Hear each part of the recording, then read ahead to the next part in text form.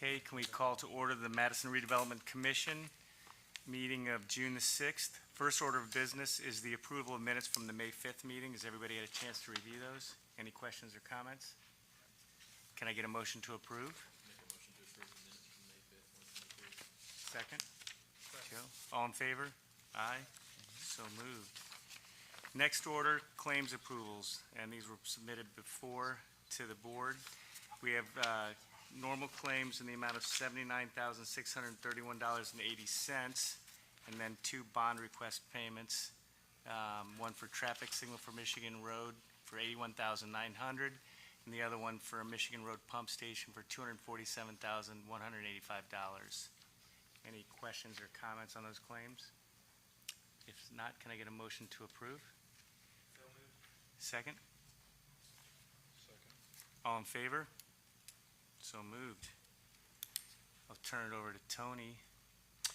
Yeah, Financial report is where we yeah, at. good afternoon, everyone.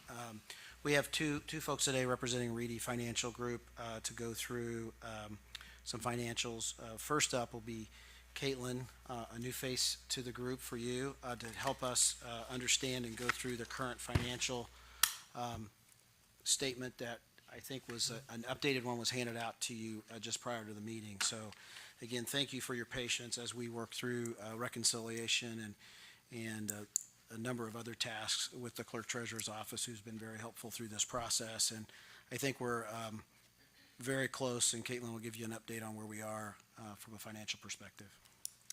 Yes, so nice to meet all of you. Again, I'm Caitlin Schaefer. I have been working with the city, maybe not directly with Tony, but in the clerk treasurer's office. So I wanted to kind of come today and hopefully give you a little bit of background on maybe why you see some fluctuation in some of the financials, and maybe have a good grasp on why that's happened and moving forward what you can expect. So specifically, the ending 2022 cash balance versus the beginning 2023 cash balance, you may have seen some fluctuation there. 2022 was closed out this past month in May. So what it is in this document, the updated one that Tony gave you, that is final. Your 2022 balance will not change again unless the auditors, since we are being audited right now, unless they tell us, okay, hey, we need to address something. So it will not change. So you're at the $3,056,000. The balances were changing a lot from January to May because we were working on so many adjustments through the reconciliation that Tony mentioned.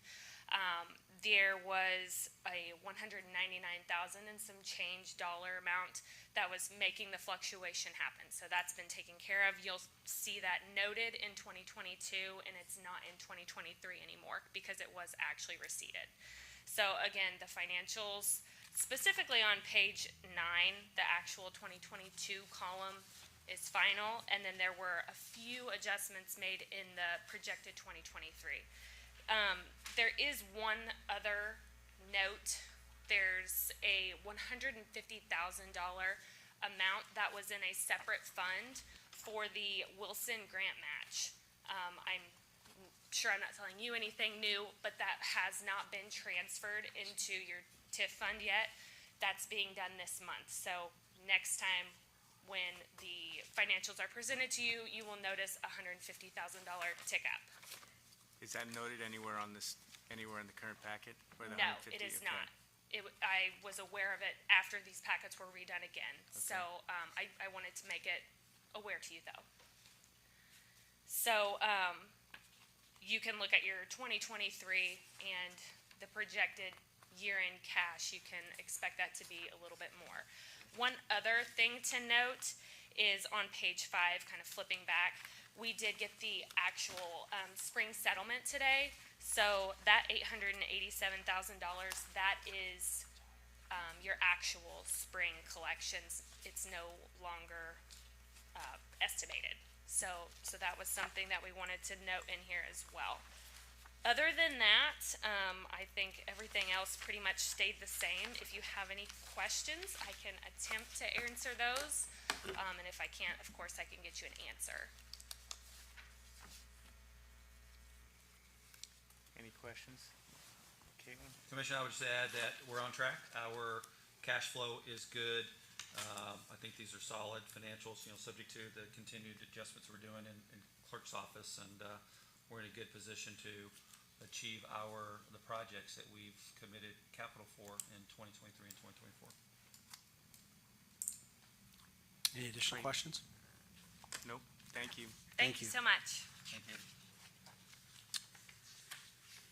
Some old business, Mr. Chairman, on the economic development update front, the Michigan Road Shopping Center Sunrise Crossings is well underway. You can see, I think a couple meetings ago, I mentioned that the final 2 stores would go up very quickly, which they did. Thanks to precast construction methods, those stores went up extremely fast. They are on target, again, with their dates. You'll start to see a lot of site work happening here just this week. And the week of June 20th, or roughly around June 20th, they'll start to asphalt pave both the parking lot and the roadway. Our engineers and I witnessed a proof roll of the Sunrise Crossing Boulevard the other day, and made a few notes that the developers are working through to allow that road to be accepted for the city. But all in all, it was a very, very good day. And we would hope to be announcing some of the store opening dates here in the near future. But we do think one of them may be opened a little bit ahead of schedule, so we're happy for that. The mayor and I continue to work with the developers, Sunrise Crossing, the residences at Sunrise Crossing. I've had a couple meetings with them recently, and I'll continue to work through their financing here the second half of this year with a hope for the sale of that property and construction to begin early in 2024, which is about on track with what we thought, which would follow the finishing of the Sunrise Crossing, the shops at Sunrise Crossing. I want to let you know that the Culver's restaurant property closed at the end of May. They expect to mobilize the week of June 12th on site to start construction and hope to open the store by October 30th of this year. So don't all line up and race for the Butterburgers on October 30th, but Halloween could be a Butterburger kind of night. So there you go. I would also say that the continued investment that the Redevelopment Commission makes and has made has caught the attention of the national retailer market like no other. We've had conversations with developers who attended the International Shopping Center Conference in Las Vegas in early May that have contacted us and had to find out where Madison, Indiana was with the announcements of Kohl's and Hobby Lobby and TJ Maxx, showing interest in the community from others who didn't know where we were. I'm also happy to announce that Dunkin' Donuts is on our Plan Commission next week for a piece of property along Clifty Drive where they're looking to locate here as well. So, and I know a number of other national retailers that are continuing to have some negotiations along Clifty Drive in and around our new development. So again, the kind of public investment that you've made is spurring additional investment along the corridor without those dollars. So again, that's good news for the community all around. I'm happy to answer any questions about any of the current projects. Are there continued discussions with restaurants or potential restaurants up in the shopping area? Yeah, we actually can announce here hopefully soon a couple of the shops that'll be going into the front building. If you remember, that was phase 2. They have 2 of the 3 slots, I think, finalized. Leases are being signed currently and will be able to be announced shortly. That building is expected to start construction in and around the 4th of July and try to be open at the same time as the rest of them. Again, it's a much smaller space, so it should be done. The out part or the parcel behind AutoZone, they continue to work on restaurant attraction. And unfortunately, we just haven't had any announcements on that front yet, but we are still working really hard. Still working really hard. We have a vision for that parcel, and it hasn't materialized yet, but we're still working on it. Great. Tony, you want to mention anything with regard to READY and the READY grants and the projects that are being funded by Redevelopment Commission and READY grants and READY 2.0? Happy to do that. So READY 1.0 projects that you've supported are the mural lot at the corner of Mulberry and 2nd Street, opened last Friday on time, and I think is being well received. I've witnessed a number of folks standing in the plaza getting pictures taken, an older couple enjoying the benches, eating ice cream, the American Queen tourists using the maps. Bob's witnessed some folks using the bicycle repair station. So again, a lot of Madison's first in sort of the best practices on parking lot design, a very inclusive design for all sorts of modes of transportation. So that project is open on time. The Comfort Station and the Gateway project are in sort of the different stages. The Comfort Station, we expect that to be done in the next week with striping, and that lot should be open. And then the Gateway lots shortly thereafter. But we expect both projects to be completely done by the end of June if the contractor continues to keep on his pace, which is right on line with what we had anticipated. Ready 2.0, we should be hearing shortly from the state of Indiana on those scoring criterias for the dollars that were in the state budget. That's supposed to be out here by the end of June, and so as soon as we understand that scoring criteria, we'll certainly dust off our Destination Madison plan for those projects that weren't funded, that you all have supported in the past, and be presenting those here hopefully end of the summer, early fall. Will they make decisions this year? It is our understanding that by the end of the year, the governor hopes to announce the Ready 2.0 projects. Excellent. Ready 1.0, I believe, created about $8 billion worth of economic development across the state, approximately $1 billion in our region. And the governor certainly wants to double down on that with Ready 2.0.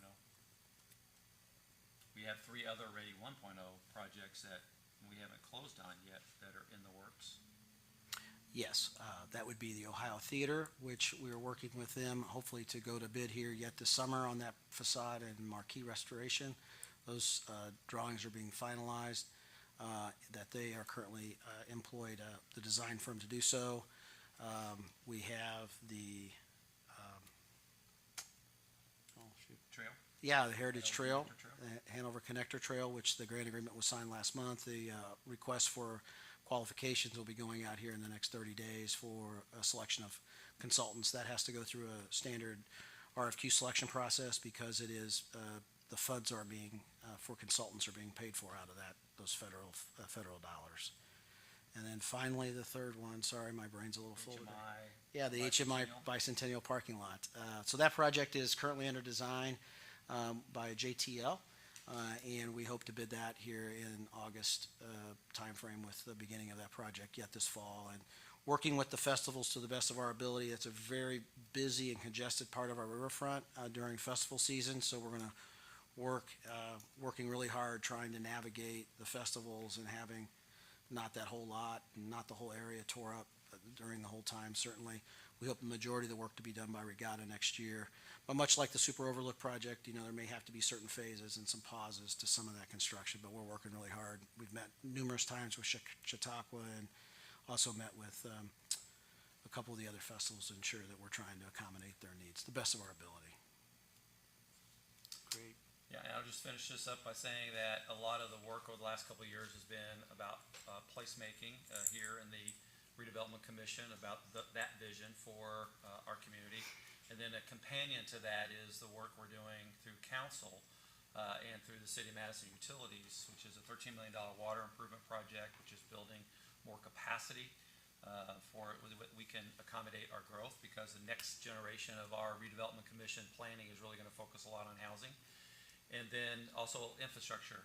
It is streets and sidewalks and historic preservation, those things that really add to quality of life but position us for growth. And there's a whole nother phase coming for the commission here, and it's going to be really focused on housing. Great. Thank you. Moving on to new business. We have 2 resolutions we need to discuss. I'll let Mr. Steinhardt take us through the first one. Yeah, 2023-3R is goals here for that. It's a resolution of the Madison Redevelopment Commission determining need to capture increment assessed valuation. This is an annual resolution notifying the taxing agencies throughout the county of our need to continue to capture the revenue. Yes, exactly. Again, Cole Fosbrink with Reedy Financial Group. The June 15th pass-through is simply just to show that The RDC does not expect to generate more than 200% of the amount of TIF revenues they generate or collect, sorry. So essentially just planning on spending 50% of what you collect. And if you look through each of those exhibits as well, you will see that each allocation area is under that 200% marker. So you guys will just need to go through and approve each exhibit on there, approving to not pass through any assessed value.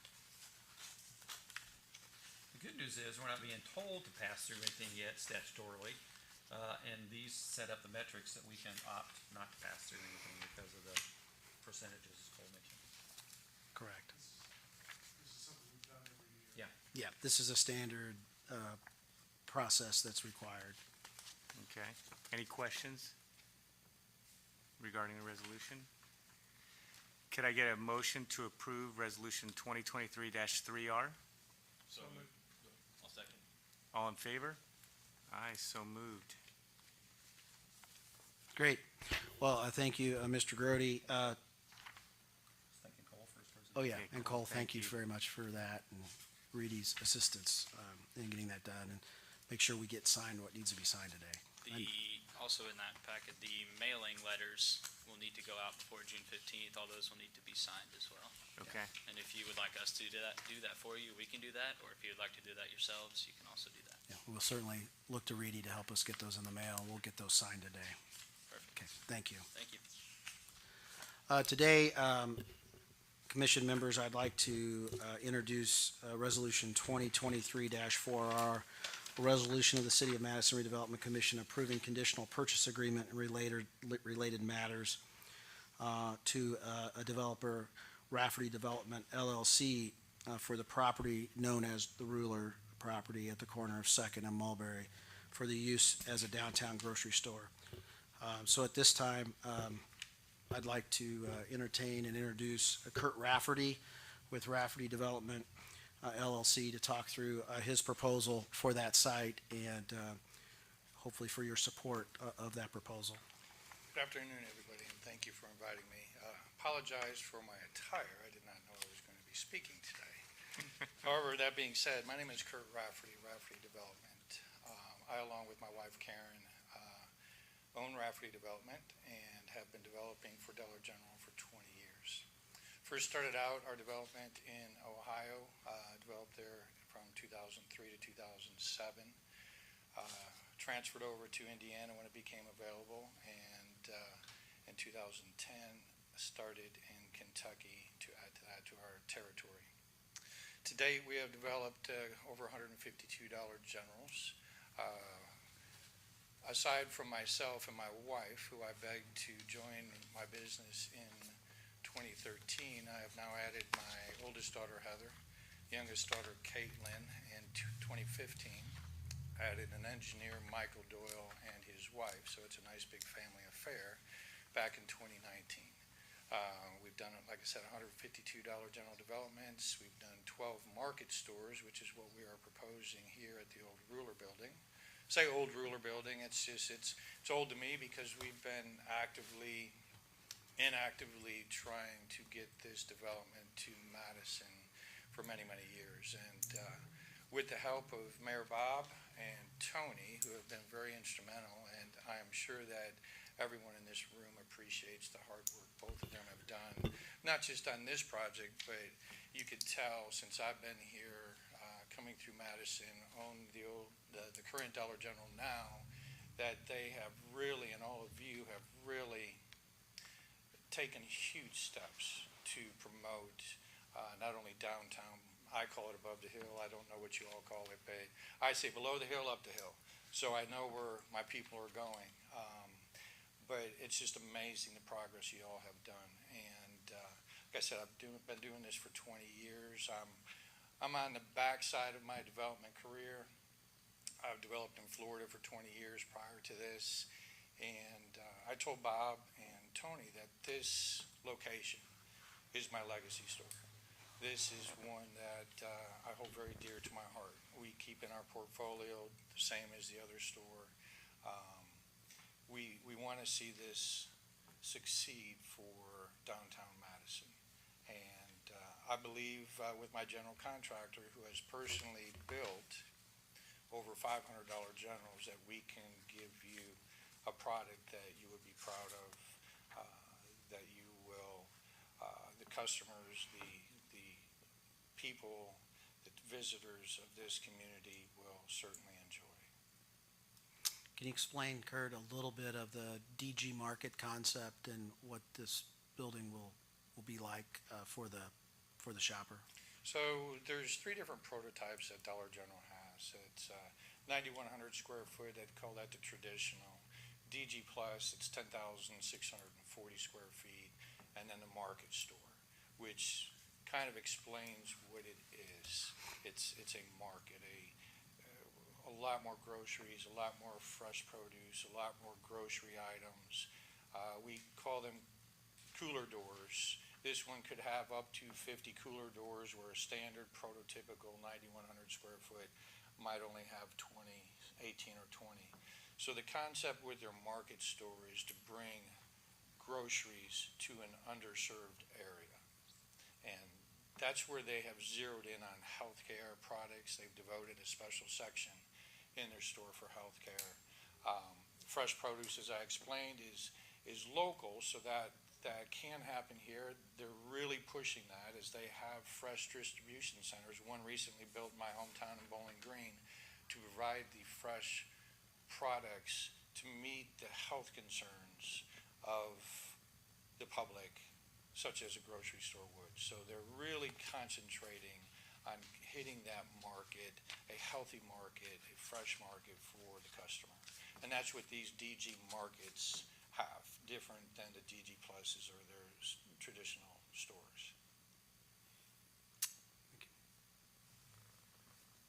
Questions? Questions?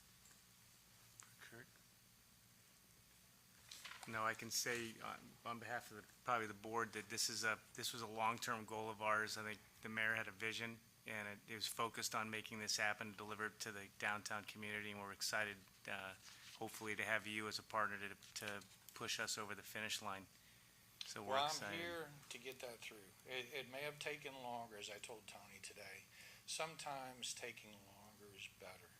And in this instance, I feel the passage of time has helped this location. I hate it for the downtown district that they've had very little to choose from, but I think now is the time, and I like where this is going with corporate, so I will do 150% my best to make sure that this gets through. Appreciate it. Kurt, thank you. Thank Thank you. Thank you, Kurt. So with that, we have a resolution before us, Resolution 2023-4R. This is for approving a conditional purchase agreement and related matters. There'll be other processes this will go through, but this is the start of that process. Yeah, essentially what you have before you is a resolution that will approve the purchase agreement with Rafferty Group. And along with that, there are 2 main contingencies that are contained within that before the transfer of the property or closing of the property. One would be we have to go through the public dispositional process that we've gone through on other times for the sale of the property. So that's one.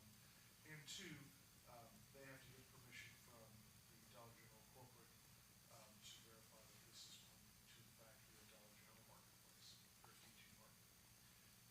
There are other conditions and obligations that are set forth in the Economic Development Memorandum of Understanding. It is an exhibit to the purchase agreement that will be formalized later on. But conceptually, those are the obligations and commitments that each party is making. We will also be approving that as well. And I would state too, for the commission, that the agreed upon purchase price is what we have invested in the property. So that's a positive outcome. Great. So any other questions for Tony or the mayor, anybody else? If not, can I get a motion to approve? So moved. Second? All in favor? Aye. No opposed. Thank you. Thank you. So moved.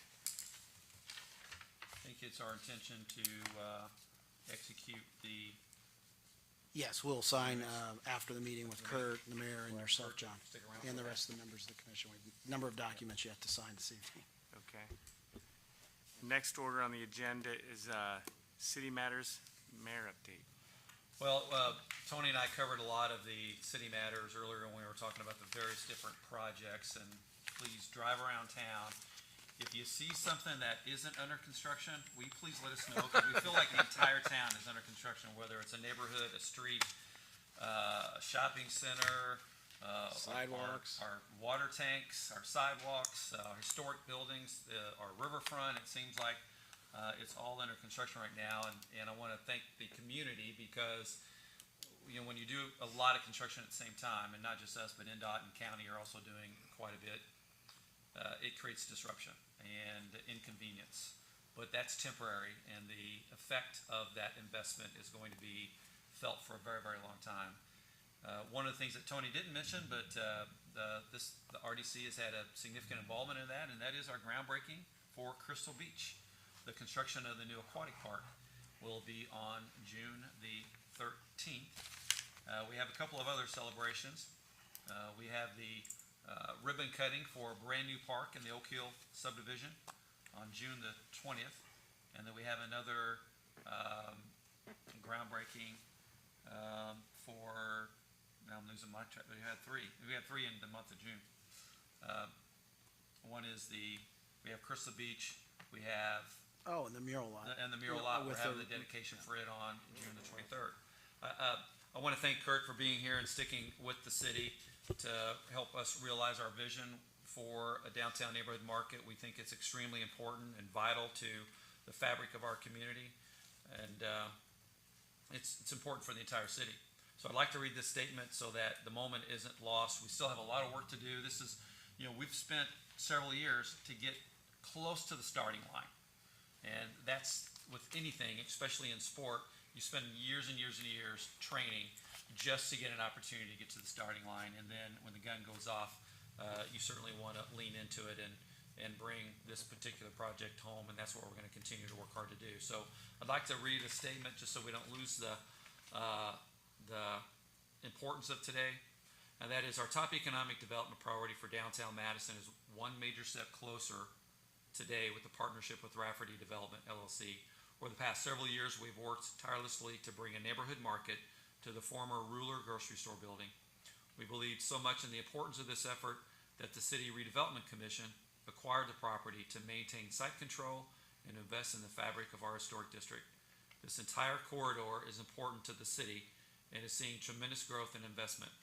By partnering with Rafferty Development, their team will bring tremendous retail development experience to the table and will work with the city to develop a Dollar General market at this location.